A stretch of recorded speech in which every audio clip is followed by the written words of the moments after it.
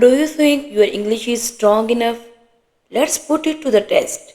Welcome to today's English test quiz. In this video, you will face 30 multiple choice questions covering grammar, tenses, and spellings. Each question has 4 options, but only one correct. Your job is simple.